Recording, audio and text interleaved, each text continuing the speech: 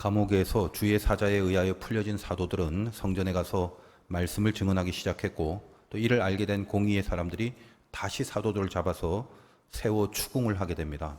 그러한 추궁에도 아랑곳하지 않고 베드로는 복음을 전합니다. 예수 그리스도의 죽음과 부활을 전하고 사도들은 자기들이 그 부활의 증인된 자라고 자신의 정체를 거침없이 밝히고 있습니다. 그리고 이제 오늘 33절부터의 내용이 시작되는 겁니다. 33절을 보겠습니다. 그들이 듣고 크게 노하여 사도들을 없이 하고자 할세. 그들이 듣고 크게 노하여 사도들을 없애버리려고까지 합니다. 자, 여기서 그들이라 하면 당연히 산헤드린 공의회를 말합니다. 말씀드린 것처럼 산헤드린 공의회의 구성원은 세 가지 부류로 보면 되는데 사두개파, 바리새파, 장로들입니다. 사두개파는 당시 이 공의회 의장이었던 대제사장 가야바를 중심으로 하는 사두개인들을 말합니다. 바리새파는 율법을 전문적으로 가르치던 율법학자들, 특히 서기관들을 중심으로 하는 바리새인들을 말합니다. 장로라 함은 유대 가문에서 그 가문과 지파를 대표하는 영향력 있는 평신도 지도자들을 말합니다. 굳이 말하자면 이 중에 누가 제일 세냐라고 할 때 사두개파가 당연히 셉니다. 의장이 대제사장이기 때문에 당연히 사두개인이 의장이 되는 것이고, 당시의 정황이라는 것은 해록 성전이 있는 시대인지라 성전이라면 바로 제사죠. 유대인의 신앙은 제사 중심일 수밖에 없는 것입니다. 그래서 이모저모로 볼 때 이 제사를 집도할 수 있는 그룹인 사두개인이 가장 강력한 힘을 가지고 있었습니다. 그렇다면 산헤드린 공의회 그 내부에 어떤 갈등은 없었는가? 당연히 있죠. 원래 산헤드린이란 이 말 자체가 함께 둘러앉는다라는 뜻인데, 얼핏 보면 함께 이렇게 둘러앉아 있으면 서로 밥도 먹고 커피도 마시고 사이가 좋은 듯 하지만 이 안에는 갈등이 늘 있었습니다. 사두개파라든지 바리새파라는 이런 분파들이 신약 시대에 갑자기 뚝 하고 생겨진 이유, 그 뿌리에 대해서 일전에 제가 충분히 설명을 드렸습니다. 그리고 여러 번 사실 말씀을 드렸죠.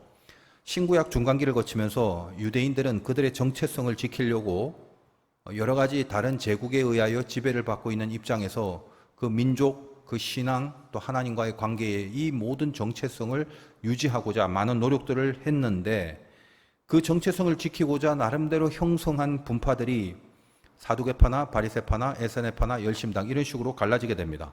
그래서 특별히 사두개파와 바리새파가 대표적인데, 이 두 지파의 대표적인 차이가 뭐냐면 교리 혹은 정치적인 노선, 또 사회적인 계급 의식, 이 영역에서 명백히 달랐습니다. 일단 교리적으로 보면 사두개인은 부활을 부정합니다. 그리고 오로지 성경 중에도 모세 오경만 인정했습니다. 그러니까 영적인 세계를 부정합니다. 바리새인은 반대로 부활을 인정합니다. 그리고 성경도 모세 오경뿐만 아니라 시편 혹은 예언서 등을 다 인정합니다. 당연히 영적인 세계도 인정합니다. 사회적인 위치에 대한 차이도 있습니다. 사두개인들은 대제사장 가문을 중심으로 상류층입니다. 부유한 기득권자들이었어요. 바리새인들은 이들도 물론 기득권자들이지만 율법학자들이고 해박한 지식을 갖고 있기 때문에 백성들의 지지를 얻고 있는 중산층이라고 보면 됩니다. 그러므로 정치적인 노선도 달랐습니다. 사두개파는 당연히 기득권을 누리기 위해서 친로마형, 즉 로마와 협력하는 현실주의자들인데 비해 바리새인들은 로마의 지배를 싫어하고 오로지 율법을 지킴으로 유대의 정체성을 지키려고 했던 분파였습니다. 그래서 우리 생각이 얼핏 보면 사두개파와 바리새파를 보면 하나님 앞에서 조금이라도 더 나아 보이는 그곳이 어딜까? 그러면 느낌상 바리새파처럼 그렇게 느껴집니다. 그러나 결국은 대다수의 바리새인에 의해서 보여지는 바가 무엇이었습니까? 예수님의 지적처럼 외식이었죠. 그러니까 그들이 추구하는 방향은 틀리지 않았지만 그 속의 중심이 전혀 그들이 추구하는 바와 같지 않았더라라는 말입니다. 그럼에도 하여간 놀라운 사실이 무엇이냐면 방금 말씀드린 이 두 계파 사이에 서로 간의 첨예한 갈등에도 불구하고 적어도 예수를 죽이는 일에는 사두개파나 바리새파가 서로 손을 잡더라는 사실입니다. 물론 사도들이나 제자들이 복음을 전하는 일에 대해서도 같이 손을 잡고 반대합니다. 공공의 적이라고 느꼈기 때문이죠. 그리하여 방금 읽은 33절에서 공의회가 크게 노했다라고 하는데 그 노함의 구체적인 이유가 무엇인가 하는 겁니다. 단순하고 순수하게 저들이 그동안 믿어온 그 유대적 진리가 예수가 가르치는 진리와 배척이 된다는 점에서 저들이 예수가 전하는 진리성을 인정하지 않고 그들이 이제껏 고수해왔던 그 구약의 율법적 진리관을 주장하는 그런 식의 서로 어떤 진리성에 대한 시시비비를 따지고 있는 그런 게 전혀 아니라는 것입니다. 만약에 그런 거라면 그래도 좀 봐줄만 하겠죠. 진리에 대해서 따지고 싶어하는 그런 순수함이라는 게 있는가 보다. 그런 식으로 평가를 해줄 수 있기 때문입니다. 그러나 실은 진리성에 대한 분노, 그 진리 자체에 대한 시시비비, 그런 거는 1도 관심이 없었습니다. 그들이 분노하는 이유는 딱 하나밖에 없습니다. 기득권을 위협했다라는 사실 때문입니다. 로마의 지배하에 살지만 안 그래도 그 어려운 시대에 그나마 그들은 종교적인 위치와 포지션 때문에 여러모로 기득권을 누리고 살아가는데 그것에 위협이 되는 일을 하더라 그겁니다. 누가요? 예수와 예수의 제자들이. 30절에 보면 사도들의 설교 내용이 나옵니다. 저번 시간 본문입니다만 30절을 잠깐 보겠습니다. 너희가 나무에 달아 죽인 예수를 우리 조상의 하나님이 살리시고, 사도들의 설교죠. 너희가 죽인 예수를 하나님이 살리셨다는 겁니다. 그러니까 너희가 하나님을 믿는 사람들 아니냐, 이제까지 하나님 믿고 특별히 지도자들이라면서 너희가 죽인 예수를 너희의 하나님이 살리셨다. 무슨 말이냐? 그러므로 너희들은 하나님의 뜻과 전혀 다르게 살아가고 있다. 그렇게 말을 하는 겁니다. 적어도 하나님에 대해서는 당대 최고의 지도자들인데도 그들이 그런 말을 들으면서 무슨 생각을 하겠습니까? 또 중요한 건 이 사도들의 설교를 듣고 영향을 받는 자들이 많아지고 있다는 점이 위협을 느끼게 되는 겁니다. 더군다나 이제 저번에 잡혔을 때도 다시는 예수 전하지 마 이렇게 협박을 하고 풀어줬는데 저들이 당대 최고의 지도자들이 명한 것을 따르지 않더라라는 거죠. 그들의 권위에 기스가 나기 시작합니다. 더군다나 아주 예민한 부분도 있습니다. 주님이 부활을 하셨다는 거죠. 특히 사두개인의 입장에서는 아까 말씀드린 것처럼 부활을 부인하기 때문에 이 점이 허락되지 않은 겁니다. 진리성을 따지는 게 아닙니다. 교리를 건드리면 그 체계와 구조가 무너진다. 이걸 잘 알았기 때문에 특히 사두개인들에게 있어서 예수의 부활을 주장하거나 증언하는 일들은 정면으로 사두개파의 존재 질서를 공격하는 것과 동일한 것이기 때문입니다. 그래서 분노하고 없애버리려고 하는 거죠. 우리는 이 성경에서 나오는 교훈들을 이렇게 쉽게 다 동의하고 받아들이고 또 우리 삶에 잘 적용을 시켜야 할 것이다라는 생각을 늘 그렇게 우리는 하고 있습니다. 오늘 본문도 그렇죠. 읽어보면 그래 맞아. 또 설교 들어보면 그래 맞아. 진리가 중요한 건데 더군다나 지도자들이라고 하는 자들이 진리와 상관없이 이익과 기득권만 생각하고 살아가면 안 되지. 정말 저들은 예수님이 늘 지적하는 그런 외식하는 자들이 맞았구나. 우리는 적어도 저들같이 살면 안 된다. 당연히 안 되지. 뭐 그렇게 은혜를 받고 있을지 모릅니다. 그런데 성경이 주는 메시지는 결코 그 옛날의 전설이나 동화 같은 그런 이야기가 아닙니다. 오늘 지금 여기에서 이 땅에서 시퍼런 이 현실에서 동일하게 벌어지고 있는 상황을 두고 주어진 하나님의 말씀이더라라는 것입니다. 진리와 기득권, 여러분이 선택하셔야 하는 겁니다. 무슨 말이냐고요? 여러분이 진리를 선택할 수 있습니다. 그러면 기득권이 무너집니다. 즉 손해를 본다는 말이에요. 반면에 기득권을 선택할 수 있습니다. 그러면 진리는 사라집니다. 어떻게 사실 건가요? 다들 진리를 선택해야죠 라고 하시겠지만 글쎄 우리 화도교회 성도님들 빼고 이 땅에 예수 믿는 사람들이 얼마나 진리를 선택할 수 있겠습니까?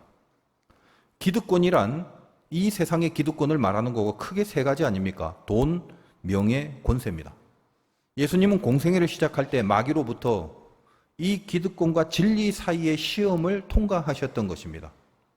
오늘 사도행전 본문에 나오는 종교 지도자들은 기득권과 진리의 선택에 있어서 100% 기득권만을 집중적으로 선택을 했고 오늘날 이 본문을 전해 들은 우리들은 고로 어떻게 살 것인가를 스스로 생각할 때 나는 과연 진리와 기득권 중에 어떤 걸 선택하고 살아가는 사람인가를 점검해 보시라라는 것입니다. 예를 들어서 돈이라는 기득권을 놓고 생각해 보겠습니다. 이단한테 정통 교회를 팔아 넘기는 사례들이 있습니다. 제가 지금 진리와 기득권 사이에서 기득권을 택한다라는 예를 설명할 것인데 비단 정통 교회를 이단한테 팔아 넘긴 그 일들만 이 경우에 해당하는 건 아닙니다.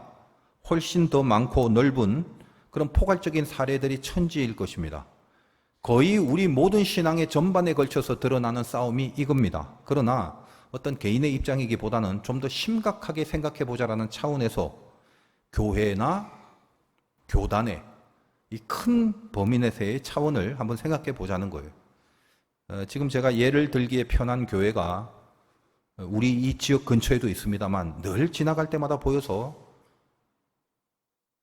아주 새록새록 열이 나게 하는 그 하나님의 교회라고 쓰여진 그 교회 자리도 그런 경우인데, 여러 번 언급을 해드린 바 있지만 가까운 지역 말하려면 제가 또 속이 쓰릴 거니까 조금 먼 지역으로 가보겠습니다. 이번에는 서울 마포 지역입니다. 방금 말씀드린 여기 가까운 지역에서 제법 큰 감리교 교회를 하나님의 교회라는 이단에게 팔아넘긴 후에 약 6년 정도가 지난 후 서울 마포에 있는 한 감리교회가 동일하게 이단에게 교회를 팔아넘겼습니다. 그 교회는 원래 65억을 들여서 건축을 했는데 30억 정도의 부채를 감당하지 못해서 경매에 들어갈 위기를 당했습니다.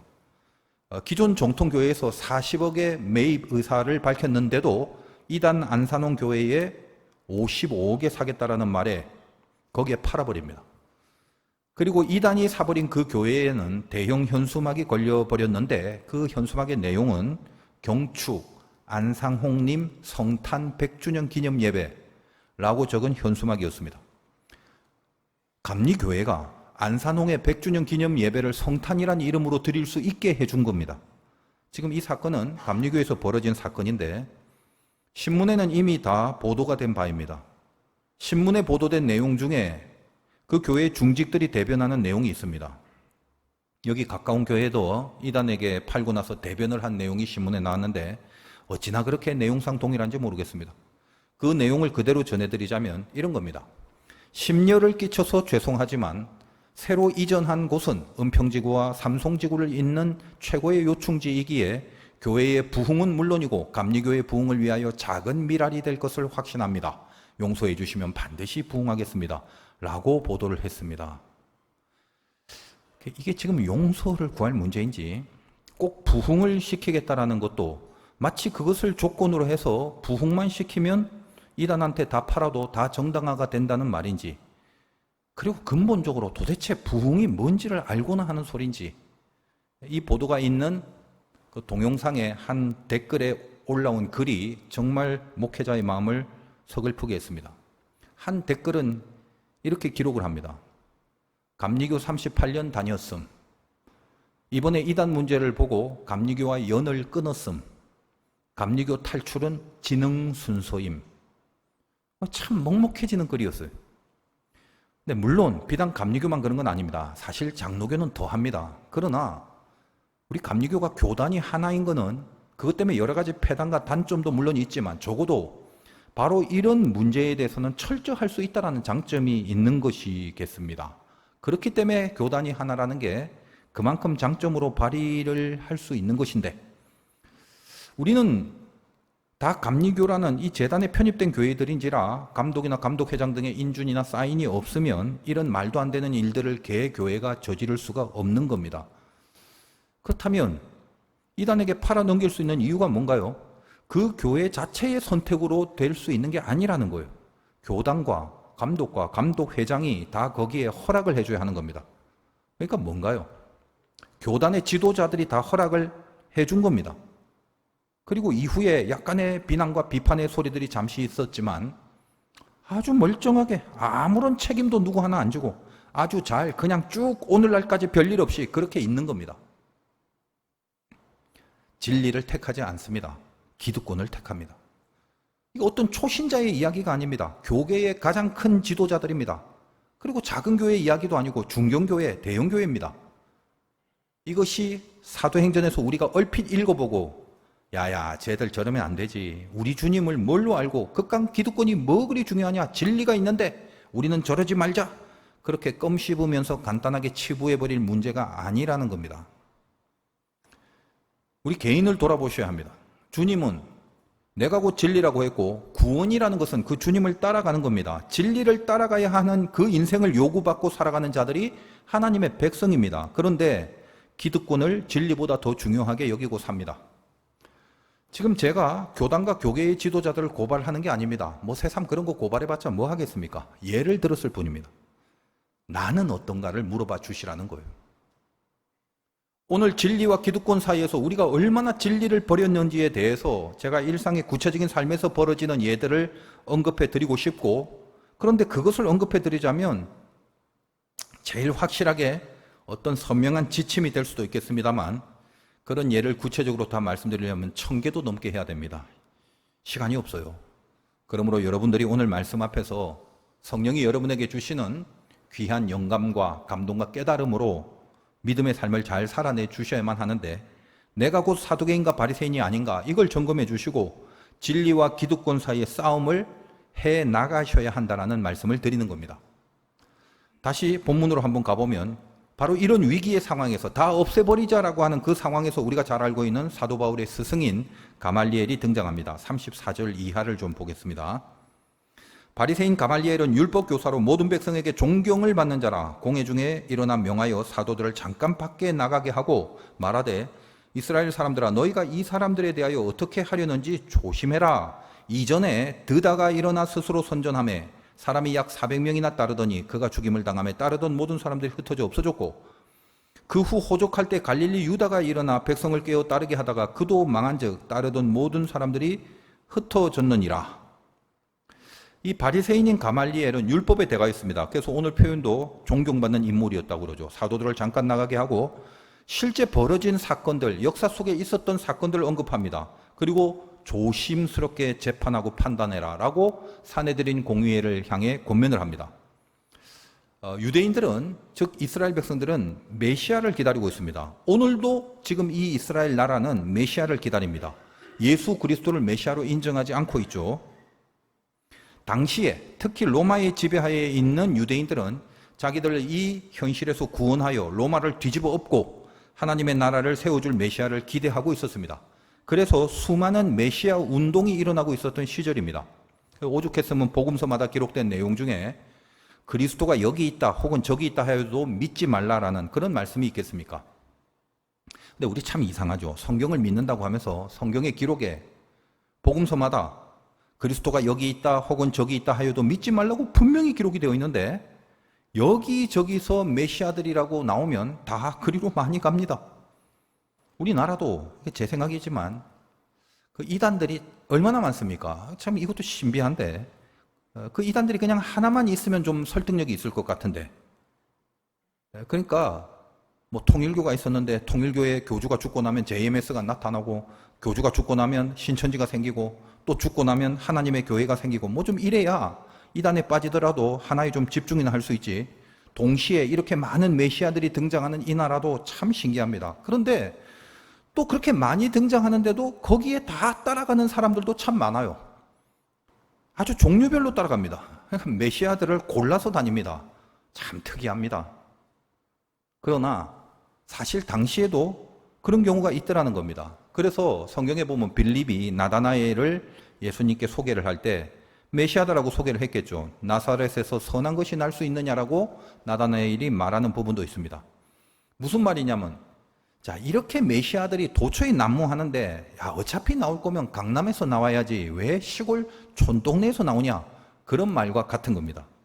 워낙에 도처에 내가 메시아다라고 등장한 자들이 많았다라는 것을 알 수 있는 그런 내용들이죠. 그런 메시아 운동이 일어난 사건들 중에 드다라는 자와 유다라는 자의 사건을 가말리엘은 언급을 하고 있습니다. 이 두 가지 사건에 대한 이야기는 제가 자세하게 설명해 드리진 않겠습니다. 단지 이 당시에 일어난 메시아 여러 가지 운동 중에 있는데 그 중에 꽤 추종자들이 있었던 경우를 들어서 소개를 하는 건데, 결국은 뭐다? 둘 다 실패로 끝나버렸다는 거죠. 드다는 스스로 메시아라고 선전해서 400명 정도가 따랐지만 그가 죽고 나서 다 흩어져 없어졌다는 겁니다. 유다는 여기 호족할 때에라고 37절에 되어 있는데, 구레뇨라는 총독이 호족을 할 때가 있었습니다. 근데 이 호족은 여러분이 알다시피 예수님 탄생 무렵에 아구스토가 내린 명령으로 호적을 하는 그 시기가 아닙니다. 그 이후 6년이 지난 후에 두 번째로 행한 호적입니다. 왜 호적을 하냐? 하나밖에 없습니다. 세금을 효과적으로 징수하기 위해서 호적을 하는 것이기 때문에 이 로마의 세금을 내지 않으려는 갈릴리 유다라는 사람이, 이 유다는 예수님 제자 유다 아닙니다. 유다라는 이름을 갖고 있는 사람들이 로마에 저항하여 백성들을 선동하여 세력을 만들었는데 결국은 이 저항 운동도 실패했다라고 말하는 겁니다. 드다나 유다나 그 외에 수많은 메시아를 자칭하는 메시아 운동들이 있었음을 말해주고 있는 겁니다. 가말리엘은 이 사건들을 언급하면서 어떤 주장을 하느냐 하면 38절부터 40절입니다. 이제 내가 너희에게 말하노니 이 사람들을 상관하지 말고 버려두라. 이 사상과 이 소행이 사람으로부터 났으면 무너질 것이요 만일 하나님께로부터 났으면 너희가 그들을 무너뜨릴 수 없겠고 도리어 하나님을 대적하는 자가 될까 하노라 하니 그들이 옳게 여겨 사도들을 불러 채찍질하며 예수의 이름으로 말하는 것을 금하고 놓으니.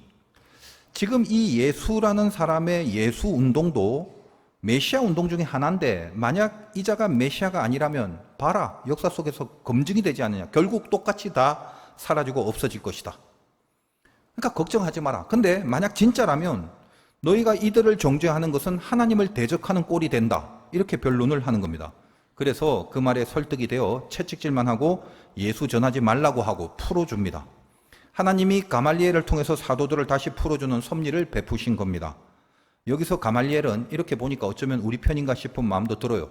근데 나중에 이제 가말리엘이 예수를 영접했다라는 그 전승들이 역사 속에 전해집니다만 성경에는 그런 내용이 없기 때문에 확실한 건 잘 모릅니다. 이 가말리엘이라는 사람은 유대교의 두 가지 부류 중에 힐렐이라는 학파에 속합니다. 힐렐파인데 엄격한 샴마이파와 대조적으로 이 힐렐은 온건파입니다. 그래서 조금은 융통성이 있고 관망해보자라는 입장에 서 있는 것이 사실입니다. 그러나 지금 가말리엘이 나섰던 핵심적인 목적, 지금 앞에서 말씀드린 것처럼 그 사두개인과 바리새인의 갈등 속에서 지금 가말리엘이 나선 가장 중요한 목적이 있다는 거예요. 뭐냐? 이 사두개인을 견제하는 겁니다. 부활을 반대하는 저들의 독주를 막아야 하는 바리새파 입장에서의 견제입니다. 사도들을 추종하는 사람들이 많아지면서 귀족들이 아니었던 이 바리새파들은 그 사도들을 추종하는 중산층의 지지를 얻어야 될 정치적 필요가 있었기 때문에 사도들을 풀어주게 하는 역할을 했던 겁니다. 그것이 가말리엘이 이렇게 설득했던 이유 중에 가장 중요한 이유지만 물론 이 배후에는 하나님의 섭리가 당연히 있었던 것이죠. 예수를 전하지 말라고 하면서 채찍까지 맞은 사도들은 그것에 아랑곳하지 않고 여전히 예수를 전하는 일을 계속합니다. 오늘 본문 마지막 42절입니다. 그들이 날마다 성전에 있든지 집에 있든지 예수는 그리스도라고 가르치기와 전도하기를 그치지 아니하니라. 참 열심히 있죠. 사람이 이렇게 열심히 있는 것은 어떤 임무나 책임감 때문에 되는 것만은 아닙니다. 숙제하듯이 안 하면 안 될 것 같으니까 하는 거, 그거는 언제나 한계를 만나게 됩니다. 지금 이들이 맞아가면서도 그거 하지 말라고 하는데도 여전히 하는 것은 예수를 증언하는 그 일이 기쁨이 되었기 때문입니다. 41절입니다. 사도들은 그 이름을 위하여 능욕받는 일에 합당한 자로 여기심을 기뻐하면서 공의 앞을 떠나니라. 뭘 기뻐한다고 했나요? 능욕받는 일에 합당한 자로 여기심을 기뻐한다고 합니다. 오늘 말씀 제목인데, 사람이 제정신이면 능욕을 받는 일이 어찌 기쁠 수가 있겠습니까? 능욕이라고 하면 모욕을 말하는 건데 모욕을 당해서 수치스러워지는데 그 수치를 기뻐한다는 건 이거는 정신이 좀 이상해야 가능할 것입니다. 능욕 자체는 기쁨의 이유가 아닙니다만 그래서 사도들의 기쁨은 능욕 자체를 기뻐하는 게 아니라 능욕 당할 자로 여김받는 것을 기뻐한다고 표현합니다. 그러니까 나는 능욕을 당할 가치가 있는 자로 여겨주는구나, 그렇게 여김을 받는 것이 기쁘더라는 겁니다. 왜요? 그 능욕은 예수의 이름을 위하여 받는 능욕이기 때문입니다. 이 점에 대해서 설명을 해드릴 것입니다. 자기 자신이 뭔가 모자라거나 실력이 없어서 혹은 실패나 실수를 통해서 받는 능욕이 아니라 너 왜 예수 믿어? 너 왜 예수를 전해? 그래서 받는 능욕이라는 것입니다. 이 사도와 제자들은 예수님께로부터 받은 말씀이 있습니다. 마태복음 5장 11절에 주님의 말씀이 이렇죠.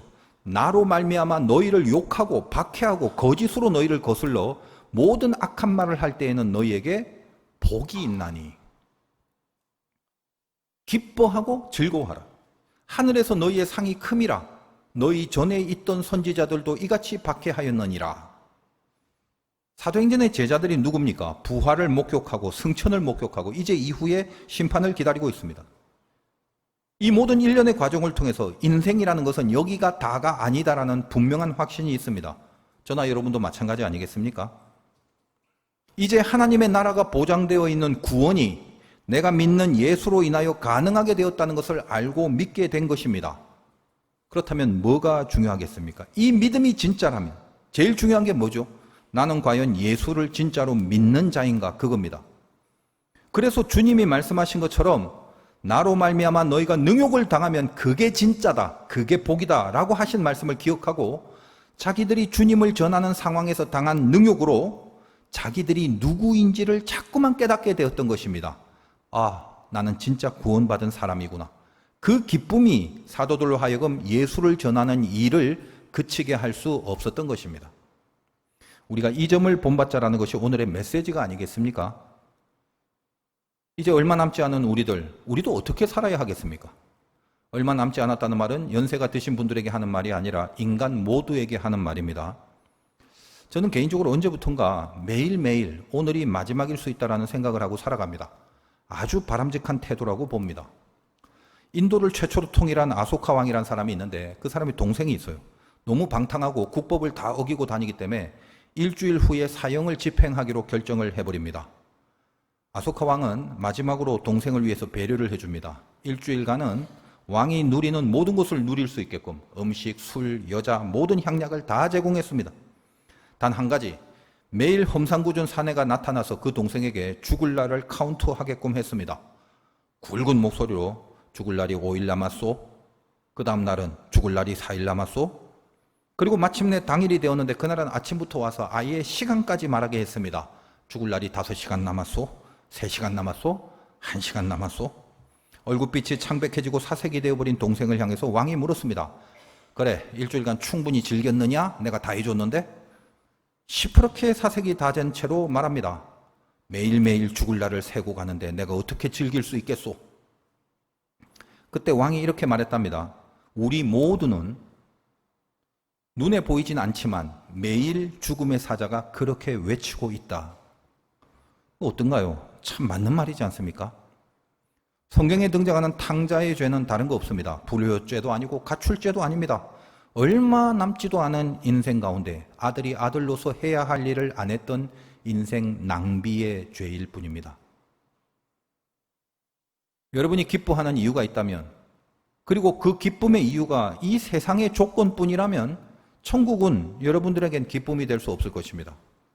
세상의 기쁨이라는 건 아주 간단한 거죠. 이익을 보면 기쁘고 손해를 보면 슬픕니다. 단지 그것뿐입니다. 여러분의 기쁨과 슬픔의 이유를 따져보세요. 그거밖에 없어요. 이익을 보면 기쁘고 손해를 보면 슬프고. 근데 그러다가 나이가 자꾸 들어갈수록 이제는 이익이든 손해든 그런 것도 자극이 되지 못한 채 기쁨의 이유나 기쁨의 내용이 하나도 없는 삭막한 삶을 살아가기가 일수입니다. 끼케야 이 세상의 기쁨이란 게 뭐와 같은지 아십니까? 요즘 월드컵 하는데 월드컵에서 우리나라가 골 한 골 넣으면 기쁜 거 그것뿐입니다. 모든 게 그렇게 한 골 넣은 정도의 기쁨뿐입니다. 그런 걸 얼굴의 기쁨이라고 합니다. 얼굴 기쁨. 곧 사라지고 잠시 반짝하는 정도죠. 얼굴의 기쁨이 아니라 가슴의 기쁨이 있어야 한다는 겁니다. 그것은 그윽한 기쁨이. 감각으로 끝나는 기쁨이 아니라 하나님의 기억 속에서 주님과 함께 기뻐할 수 있는 내용들입니다. 그 기쁨이 가슴의 기쁨입니다.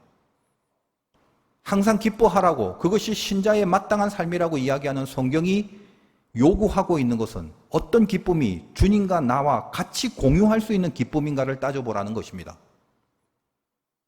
내가 돈을 벌었다고 주님이 기뻐하실 리가 있겠습니까? 나만 기쁘죠. 주님이 헌금도 받으시려고 우리가 돈 번 걸로 기뻐하시겠냐는 겁니다. 월드컵에 골 하나 넣으면 주님이 기뻐하시겠습니까? 응원했던 내가 기쁘죠.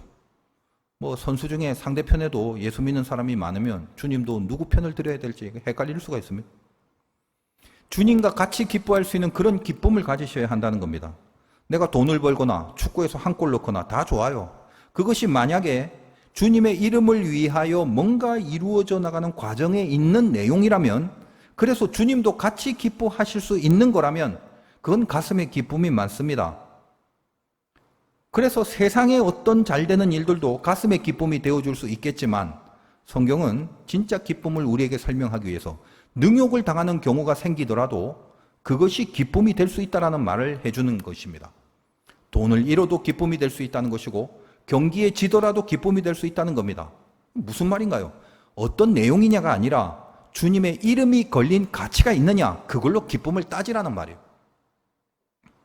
혹시라도 말입니다. 여러분 스스로 잘 점검하실 수 있기 바랍니다.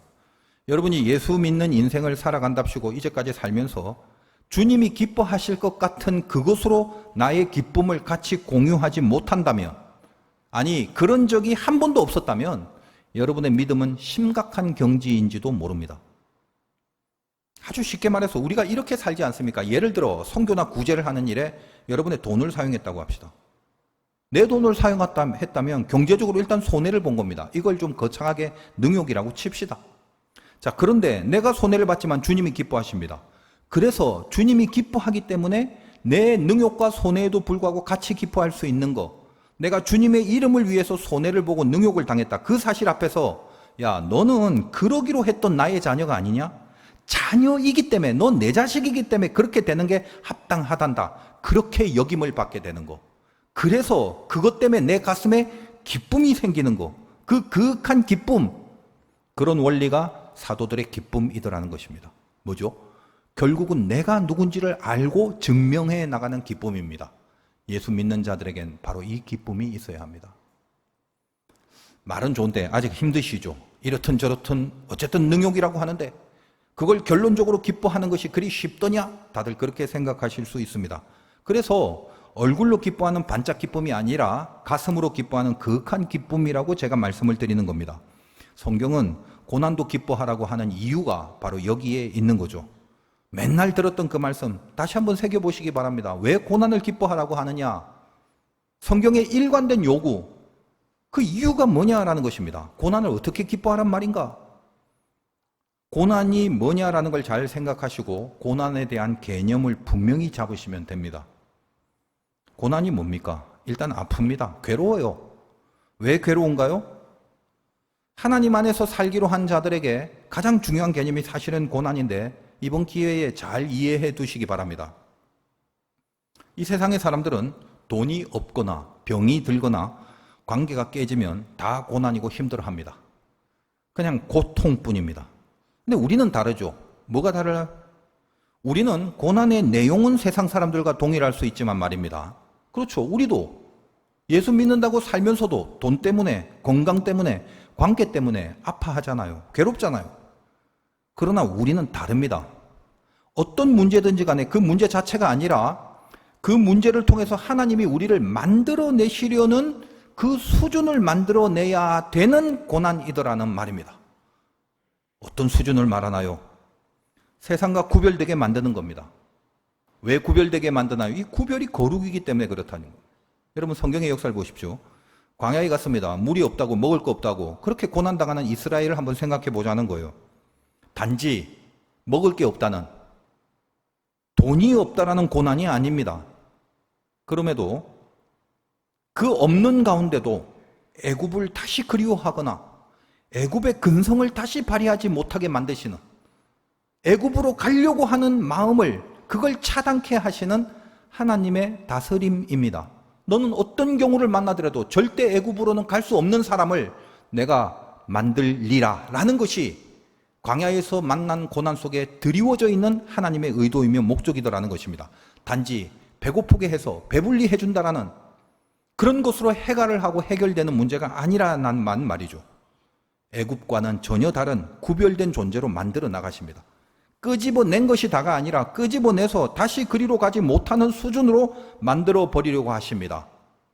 바로 그때 동일하게 배고픈 고난을 주지만 세상에 안 믿는 사람과 달리 예수 믿는 하나님의 백성들은 그 배고픔의 고난 안에 바로 말씀드린 이 목적을 이루려고 하시는 하나님의 의도가 깊숙하게 서려 있다는 것을 이해하셔야 한다는 겁니다. 그럼 잘 생각해야 하셔야 돼요. 세상 사람들은 배고픔의 고난이 있으면 그냥 먹여주면 해결이 됩니다. 우리는 배고픔의 고난이 동일하게 있다 할지라도 그것을 인하여 뭔가를 만들어내야 합니다. 뭐죠? 인생이라는 건 하나님께만 의지하는 거란다. 네 힘으로 할 수 있는 게 없단다. 내가 할 수 있는 게 아니라라는 그 믿음을 만들어내야 하는 것입니다. 네가 배고프고 힘들고 어려울 때도 너는 세상 사람과 다르다. 애굽이라는 죄를 다시 선택하지 않는 거룩한 능력을 키워내야 한다. 너희는 구별된 백성이기 때문에 그렇다. 그래서 우리가 받는 고난은 세상 사람들의 고난보다 어찌 보면 그 고난을 극복하는 과정이 더 어려울 수가 있다는 겁니다. 왜요? 만들어져야 하는 숙제가 같이 있는 고난이기 때문에 그렇습니다. 우리가 신명기서를 통해서 수없이 살펴봤지만 광야에서 만나를 주신 이유가 있었지 않습니까? 배고프냐? 만날 먹여주마. 등 따시고 배부르게 살아야지 내 백성인데 등 따시고 배가 불러야 행복할 것 아니냐? 그게 아니었죠. 신명기의 유명한 본문입니다. 네 하나님 여호와께서 이 40년 동안에 너에게 광야길을 걷게 하신 것을 기억하라. 이는 너를 낮추시며 너를 시험하사 네 마음이 어떠한지 그 명령을 지키는지 지키지 않는지 알려 하심이라. 하나님의 명령을 지키는 자로 만들어 가시려는 의도가 있다는 말입니다. 너를 낮추시며 너를 줄이게 하시며 또 너도 알지 못하여 네 조상들도 알지 못하던 만나를 너에게 먹이신 것은 단지 배부르게 하려는 게 아니라 사람이 떡으로만 사는 것이 아니요 여호와의 입에서 나오는 모든 말씀으로 사는 줄을 네가 알게 하려 하심이니라. 동일한 고난일지라도 이 고난 속에서 우리를 만들어내려는 하나님의 또 다른 의도와 목적이 그 안에 있더라라는 것입니다. 그렇다면 이제 결론이 나와줘야 되는 거죠. 우리에게 고난은 뭔가요? 아픈 괴로움이 아니라 만들어지는 연단일 뿐입니다. 이 고난은 결국 만들어져야 될 목적을 가지고 주어진 은혜일 뿐이다라는 것입니다. 연단이면 안 아픈가요? 아프죠. 연단은 더 아플 수도 있습니다. 그러나 연단은 뭐죠? 만들어지는 것이 목적입니다. 왜 두드리나요? 왜 불로 담근 철들을 망치로 그렇게 두드리나요? 두드리고 패고 끝내는 것이 목적이 아니라 두드려 만들어 검을 만들고 창을 만들고 사용할 수 있는 기가 막힌 도구로 만들기 위하여 그렇게 두드리는 것 아니겠습니까? 그것이 연단이다라는. 우리에게 다가오는 모든 고난은 딱 그거 하나뿐입니다. 이게 고난의 개념입니다. 그걸 알고 믿고 살아가야 하는 겁니다. 오늘 등장하는 사도들의 기쁨이 뭐죠? 야, 채찍에 맞았어. 왜 이렇게 때리냐? 아파 죽겠다. 그게 아니죠. 죽이더라도, 맞는 정도가 아니라 죽이더라도 나는 하나님의 자녀이고 구원받은 백성이다. 그 길로 나를 이끄시는 목적을 가지고 지금 하나님이 끌어가시는 중이다. 아플 때가 있을 거다. 그러나 주님과 같이 가자. 같이 울고 같이 웃자. 그거죠. 그 가운데서 이 고난은 내가 누군지를 늘 증명케 해주는 도구일 뿐이다. 내가 누군지를 증명하는 바로 그 기쁨을 고난 중에 기뻐하는 기쁨이라. 능욕을 당하는데 합당한 자로 여기는 기쁨이다 라고 표현을 하는 것입니다. 저나 여러분의 고난도 마찬가지예요. 세상 천지에 마귀가 던져주는 가장 큰 속임의 말이 뭔지 아십니까? 너는 그것만 없었으면 모든 게 다 행복할 수 있었을 건데, 그 말입니다. 그러나 주님은 뭐라고 하시나요? 너는 그것 때문에 구원받은 거야. 그렇게 말씀하십니다. 주어진 모든 거, 당하는 모든 것을 그냥 감사해 버리시기 바라요. 하나님도 깜짝 놀라게 감사를 해버리시기 바랍니다. 좋아서가 아니라 만들어 가시는 목적을 인정하는 겁니다. 내가 구원받은 자녀라서 만들어져야 하기 때문에 주어진 고난입니다. 그것뿐입니다. 그래서 좋은 겁니다. 감사해 버리는 겁니다. 내가 만약 구원받지 못했다면 만들어갈 필요도 없는 거죠. 그러므로 힘들어도 하나님이 여러분이 힘든 거 아십니다. 그래도 이겨내시기 바랍니다. 그래서 내가 주님의 자녀임을 스스로 증명해내시기 바랍니다. 능욕받기에 합당한 자로 내가 나를 증명하는 그 기쁨을 내 옆에 계신 주님도 같이 기뻐해 주실 겁니다. 승리하시기를 주님의 이름으로 축원드립니다.